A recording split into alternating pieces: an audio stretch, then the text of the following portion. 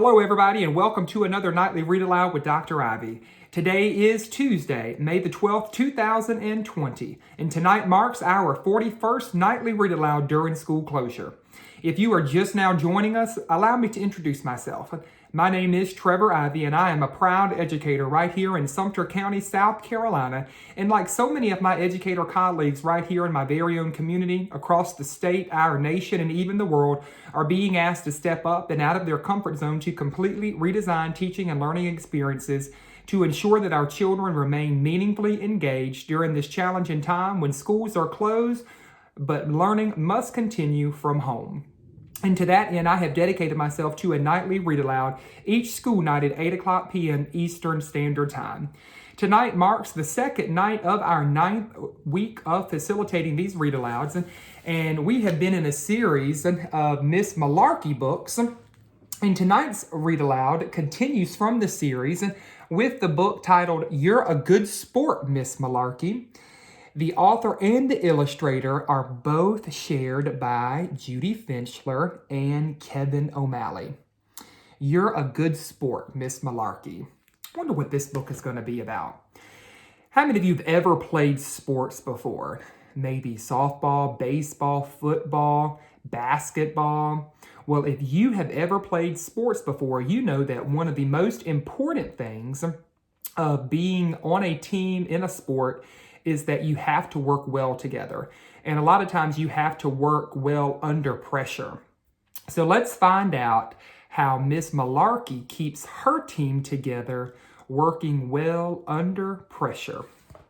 Tonight's read aloud, You're a Good Sport, Miss Malarkey. Since our minds are in really good shape from all the learning and tests that we do in school, our principal, Mr. Wiggins, says it's time to work on being fit. We're not part of just any school. We're a part of a soccer league, and it's called YELS, Y-E-L-S, Youngstown Elementary League Soccer. Mr. Wiggins, he was our first coach.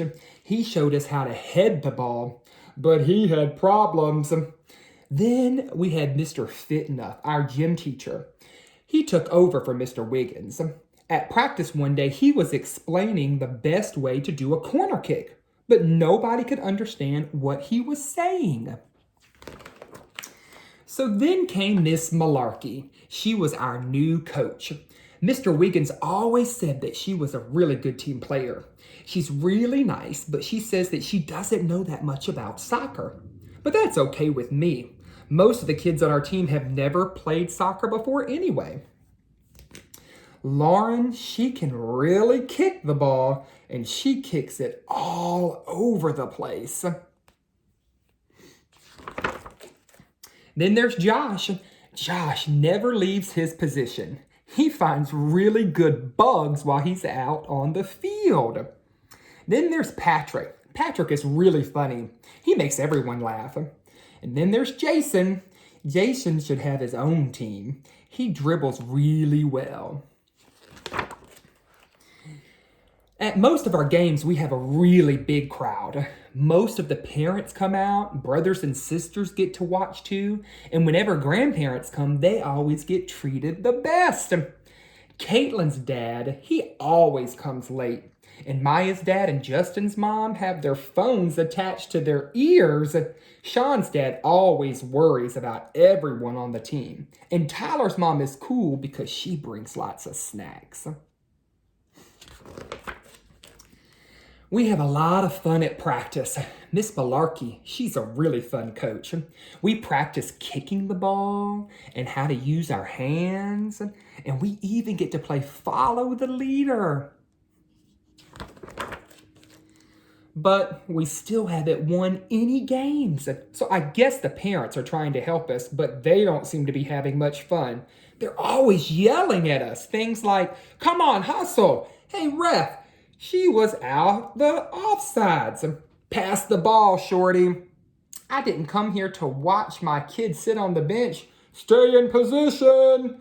You kids lack discipline. If I were the coach. So on Friday, Miss Malarkey called a big team meeting. She told us how much better we had gotten since she started coaching us. And she said that she was really proud of us. She said that at Saturday's game, she wanted us to do our very best, to try our hardest. Then that very same day, Principal Wiggins called us into his office for another team meeting.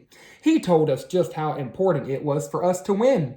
You see, Saturday's big game is against East Braggerly Elementary. Principal Wiggins says, "We have to beat Principal Wetchett. I mean, it's important for you to try your hardest at this game, guys." So Saturday's game started off really well, and everybody tried, and nobody cried when they fell down or made a bad mistake. It was a lot of fun, but it was pretty weird because the parents were sort of quiet and they looked sort of nervous. But trouble started after halftime when the other team scored their first goal.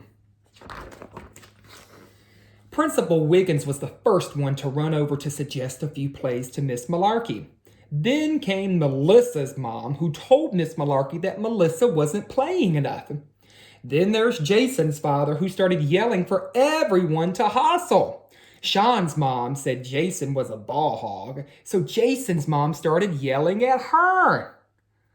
"Come on, move it. I don't know what you're teaching him at home." So the other team kicked the ball and hit Jimmy and he fell down. His parents ran onto the field and the referee called for a penalty shot. This was an uproar from the parents.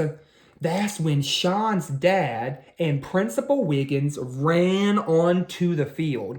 The other team's parents started yelling. 3 babies and a grandpa who were napping all of a sudden woke up due to the big commotion and started to cry. I mean, only the baby started to cry, not the grandpa. Everybody was going nuts. That's when Miss Malarkey threw her soccer book into the air and yelled, "Are you people crazy?"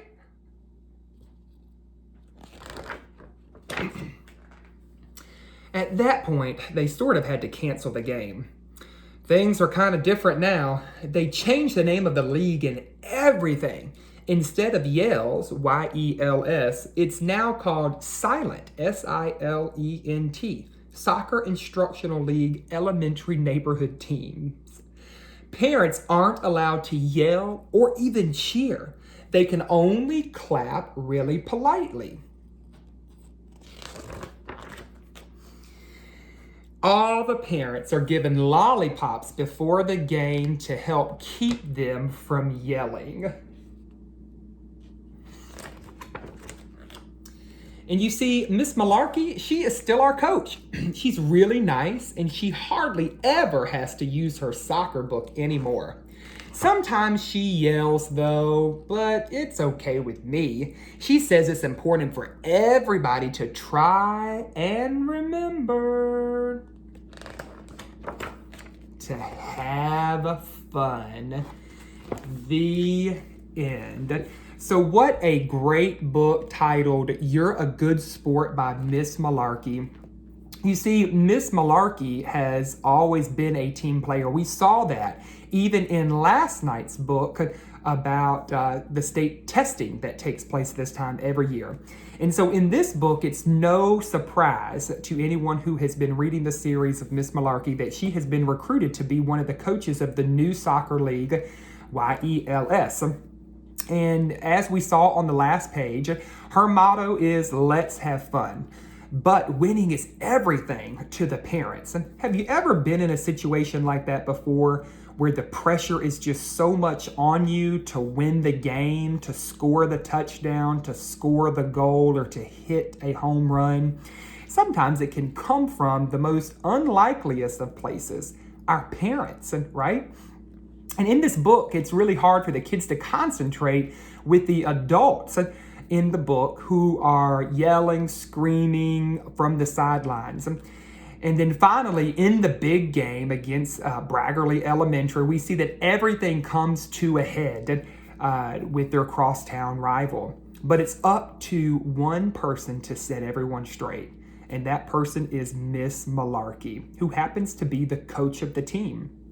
And so this book just shows to remind us of the true goal of any sports when it comes to children.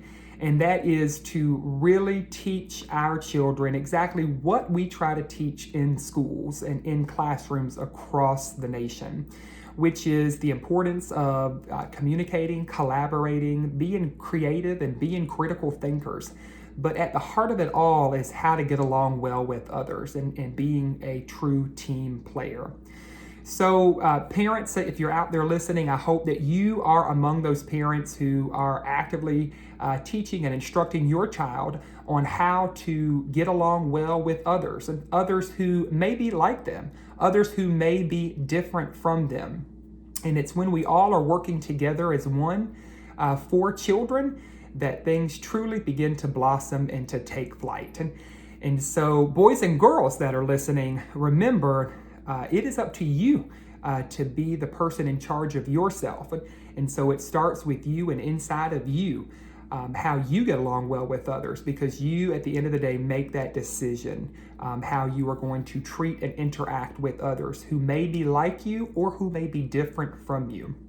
And that's what makes this world such a beautiful place, is that it is not full of people who are just like you, who are just like me, who might be just like your parents or your friends. And the world is full of lots of different people. Diversity is a beautiful thing.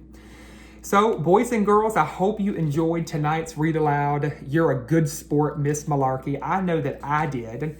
And before you say goodnight to me, before you say goodnight to your parents, before you go off, wash your hands and brush your teeth and get ready for bed, let's take a moment to engage in our nightly reflection. You know the 4 questions. It starts with question number 1.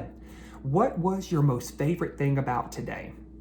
Take a moment to share with your parent, your older sibling, younger sibling, your fuzzy friend, or if you happen to be by yourself, tell yourself, what was your most favorite thing about today? Question number 2, what was your least favorite thing about today? Question number 3, if you could go back and change one thing about today, what would you change?